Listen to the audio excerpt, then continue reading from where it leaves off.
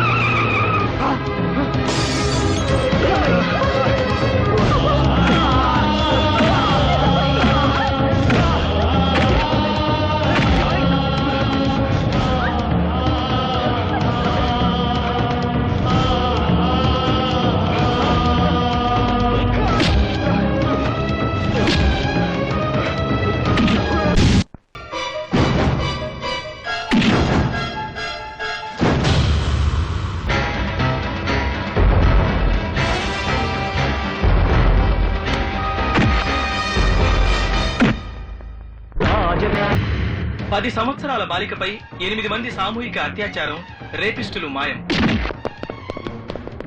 ఆఫీసుల్లో ఆడవాళ్లపై అత్యాచారాలు చేస్తున్న 18 మంది మగబాసులు పలుచోట్ల కిడ్నాప్లకు గురయ్యారు. విద్యార్థులను ర్యాగింగ్ చేస్తున్న 26 మంది విద్యార్థులు అదృశ్యమయ్యారు. ఉద్యోగాల పేరుతో వ్యభిచారంలోకి దింపుతున్న స్త్రీలు అదృశ్యం.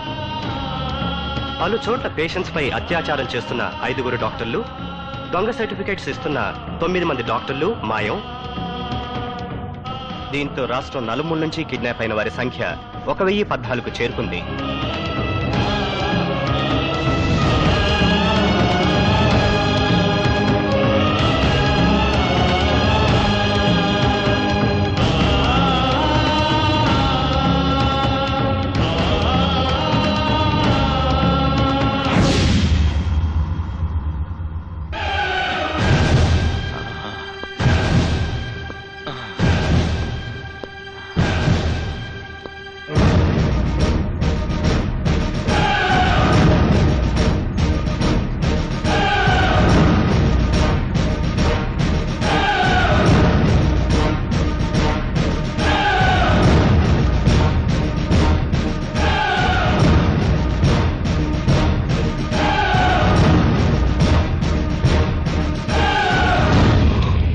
చూడు భారతి, బాగా చూడు. ఈ సమాజంలో ఆడదానికి అన్యాయం చేస్తున్న అందరినీ లాక్కొచ్చాను. ఆకు రౌడీల నుంచి అధికారుల వరకు అందరినీ మున్సిపాలిటీ వాళ్ళు కుక్కల్ని పట్టుకుని లాక్కొచ్చాను. చూడు భారతి, బాగా చూడు. చూడు భారతి. గాంధీ, ఇది చాలా అన్యాయం. నీ భార్య చనిపోవడానికి కారణం వాళ్ళ 5. నీకు మేమేం చేసామని మమ్మల్ని ఇక్కడ తీసుకొచ్చాం? చూసావా భారతి, చూసావా వీడెంత పిచ్చి ప్రశ్న వేశాడో? వాడేం చేయలేదంట. కొత్త అమాయకుడు. ఎంత అమాయకుడు అంటే వాడి దగ్గరికి ఒంట్లో బాగోలేదని వచ్చే ఆడ పేషెంట్లకి మత్తు మందిచ్చి అనుభవించేంత అమాయకుడు. పాపం, ఈ డాక్టర్లు కూడా అమాయకులే. 4 ఏళ్ల పిల్లని రేప్ చేసినా వీళ్ళకి తప్పు అనిపించదు, జాలనిపించదు. పైగా రేప్ చేసిన వాళ్ళకి మగతనం లేదని దొంగ సర్టిఫికెట్లు ఇస్తారు, డబ్బులు తీసుకుని. చూడు భారతి, చూడు. వీళ్ళందరూ పేరు మోసిన న్యాయవాదులు. ఇప్పటికి వీడు 68 వరకట్నపు చావుల్ని బాధించాడు. ప్రతి కేసులోనూ భార్య గ్యాస్ లీక్ అయి చచ్చిపోయిందని, స్టవ్ పేలి కాలిపోయిందని ప్రూవ్ చేశాడే తప్ప భర్తలు కాల్చి చంపారని ఎప్పుడూ ప్రూవ్ చేయలేదు. అంత గొప్ప లాయరు వీడున్నాడే. వీడు 25 రేప్ కేసులు బాధించాడు. రేప్ చేసిన ఎవరికీ శిక్ష పడకుండా చేశాడు. అన్యాయం అంటూ ఏడ్చిన ఆడబడని గుచ్చి ప్రశ్నలేసి మరింత రేప్ చేశాడు. వీళ్ళు మహా గొప్ప లాయర్లు. రక్షించాల్సిన వాళ్ళని శిక్షిస్తారు, శిక్షించాల్సిన వాళ్ళని రక్షిస్తారు. కోర్టులో న్యాయదేవత మట్టి బొమ్మ అయిపోయింది కాబట్టి వదిలేశారు. లేకపోతే ఆమె కంటి మీద గుడ్డలు కూడా మిగిల్చేవాళ్ళు కారు. అంత గొప్ప లాయర్లు.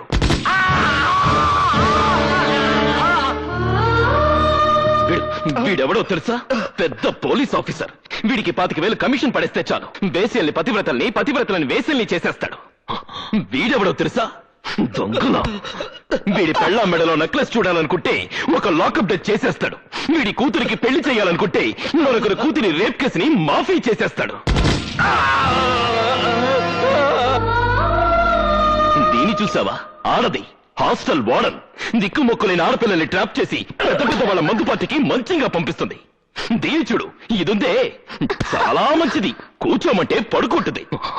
వీళ్ళని చూడు, 10 ఏళ్ల పిల్లలు పేద పిల్లలు అన్న కనికరం కూడా లేకుండా ఉద్యోగాలు ఇప్పిస్తామని నమ్మించి బలవంతంగా వ్యభిచారంలోకి దింపుతున్న పతివ్రతలు.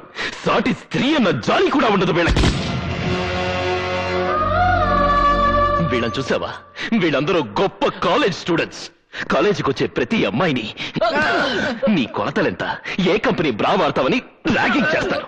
వీళ్ళ చిత్రహింసలు భరించలేక 14 మంది అమ్మాయిలు ఆత్మహత్యలు చేసుకున్నారు. అయినా వీళ్ళ ర్యాగింగ్ మానరు.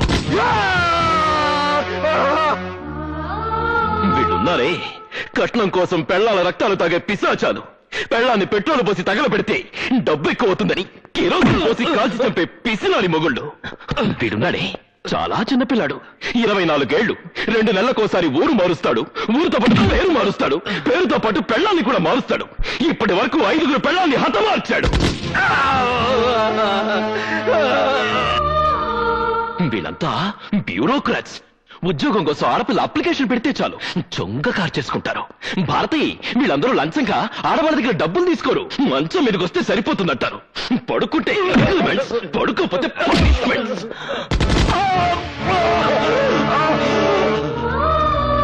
వాళ్ళందరూ సరే, మేమేం తప్పు చేసామని మమ్మల్ని ఇక్కడ తీసుకొచ్చావు? ఏమీ చెయ్యలేదు, ఏమీ చెయ్యలేవు కూడా. ఎరా, నీ పెళ్ళాన్ని తీసుకుని సినిమాకి వెళ్ళొస్తుంటే దానిలో 2 రౌడీలు అటాక్ చేస్తే ఏం చేసావురా? పిరికితనంతో పెళ్ళాన్ని వదిలేసి పారిపోయావు. తర్వాత శీలం పోయిందని వదిలేశావు. ఎరా, నీ కూతుర్నెవరో రేప్ చేస్తే వెళ్ళి రిపోర్ట్ చేయడానికి కూడా నీకు దమ్ము లేదురా? దాని నోరు మూసేసి ఇంట్లో పెట్టుకుంటావా? నువ్వేంట్రా, నీ చెల్లెల్ని ఎవడో కాలేజీలో అల్లరి చేస్తున్నాడని ఆ అమ్మాయి ఏడుస్తూ వచ్చి చెప్తే వెళ్ళి 4 పీకులు పీక్క ఆ అమ్మాయిని కాలేజ్ మాన్పిస్తావా? రై, అందుకేనా మీ అక్కయ్యలకి చెల్లెళ్ళకి అన్యాయాలు జరుగుతున్నా నోరు విప్పలేని మీలాంటి నపుంసకులు కూడా ఈ సమాజంలో ఉండడానికి వీల్లేదురా. చూడు భారతి, చూడు, వీడు వీడు వీడు వీడు వీళ్ళందరూ పాలిచ్చి పెంచిన ఆడదాన్ని పాలిస్తూ అవకాశం దొరికిన ప్రతి ఆడదాన్ని వశం చేసుకుని శవాన్ని చేస్తున్నారు. అందుకే వీళ్ళందరూ నీ కళ్ళ ముందే శవాలైపోతారు. ఏందా ఇది? మా అందరు పురాణాలు చదువుతున్నావు. నువ్వేమైనా పెద్ద నీతిమంతుడువా? మాలాగే నీచంగా దౌర్జన్యంగా నువ్వు బతకలేదా? డబ్బు కోసం మాలాగా నువ్వు మాత్రం కక్కుతు పడలేదా? మాకెంత చరిత్ర ఉందో నీకు అంతే చరిత్ర ఉంది. అందుకే మీతో పాటు నేను చేస్తాను. నిన్నటి దాకా మానవత్వం లేకుండా బ్రతికాను. ఇవాళ మానవ పంపున మిమ్మల్ని చంపి నేను చేస్తాను. చూడండి రా, చూడండి.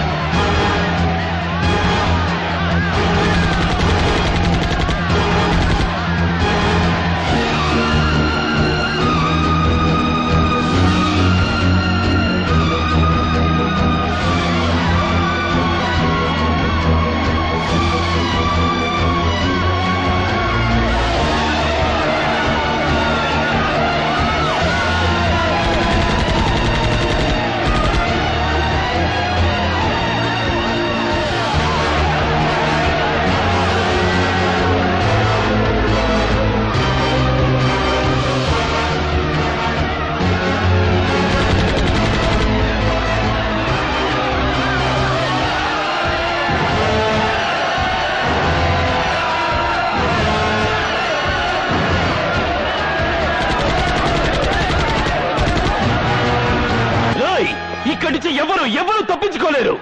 ఆగండి, ఇక్కడి నుంచి ఎవరు తప్పించుకోలేరు. గాంధీ, దయచేసి వాళ్ళు చంపదు. గాంధీ, మేము చచ్చినంత మాత్రాన్ని ఈ దేశం బాగుపడుతుందా? మళ్ళీ మా లాంటి వాళ్ళు పుట్టరు. మీ జాబు చూశాక పుట్టడానికి భయపడతారు. ఒకవేళ పుట్టినా వాళ్ళని చంపడానికి మళ్ళీ నాలాంటి వాళ్ళు పుడతారు. దయచేసి వాళ్ళు చంపొద్దు. కావాలంటే మాస్టర్ రాసిస్తాం. నీకేం కావాలని ఇస్తాం. ఏం కావాలన్నా ఇస్తారా? అయితే ఇవ్వండి. అర్ధరాత్రి ఒంటరిగా నగ్నంగా నడిచిన నా తల్లి శీలానికి సెక్యూరిటీ ఇవ్వండి.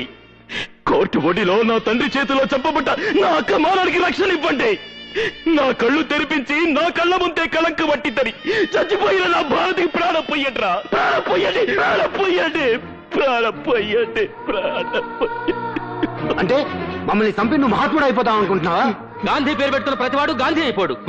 అవును, నేను గాంధీని కాను. తను బతుకుతూ 10 మందిని బతికించమన్నాడా గాంధీ. తను చస్తూ 100 మందిని చంపుతున్నాడు ఈ గాంధీ. ఒక చెంప మీద కొడితే మరొక చెంప చూపించమన్నాడా గాంధీ. చెంప మీద కొడితే వాడి చెంటాలు ఒలిచేయమన్నాడు ఈ గాంధీ. చెడు చూడొద్దు, చెడు వినొద్దు, చెడు మాట్లాడొద్దు అన్నాడా గాంధీ. చెడు సహించొద్దు, చెడు భరించొద్దు, చెడు మిగల్చొద్దు అన్నాడు ఈ గాంధీ. ఇంతమందిని చంపడం అన్యాయం కాదు, ఇదే న్యాయం. బతికున్న గాంధీని రక్షించుకోలేని ఈ జాతి ఆయన చనిపోయాక వీధికొక విగ్రహాన్ని పెట్టింది. చివరికి దాన్ని కూడా రక్షించుకోలేక విగ్రహానికో 2 పోలీసుల్ని ప్రొటెక్షన్ గా పెట్టాల్సిన కర్మ పట్టింది. అందుకే ఇప్పుడున్న ఈ దేశానికి అలాంటి మహాత్ముడు కాదు కావాల్సింది, అలాంటి పాపాత్ముడు. మన దేశానికి కావాల్సింది స్వాతంత్రం కాదురా, భయం. పైనెక్కడో కైలాసంలో త్రిశూలం పట్టుకుని శివుడు కూర్చున్నాడు అంటే మీరు భయపడరు.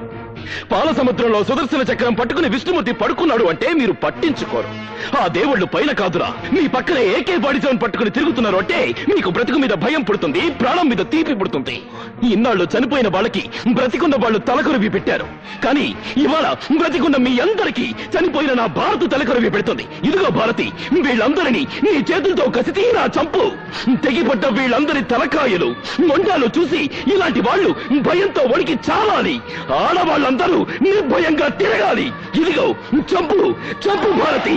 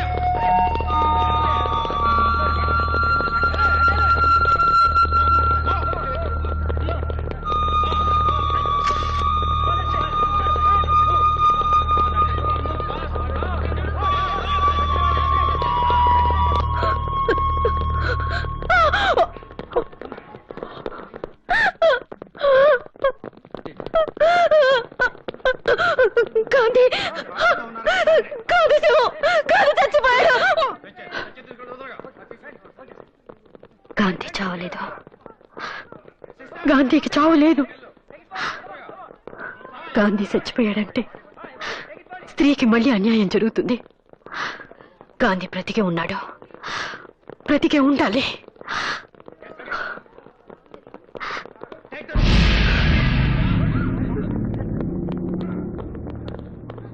గాంధీ శవాన్ని గుర్తుపట్టారా? గుర్తుపట్టడానికి గాంధీ చచ్చిపోతేగా.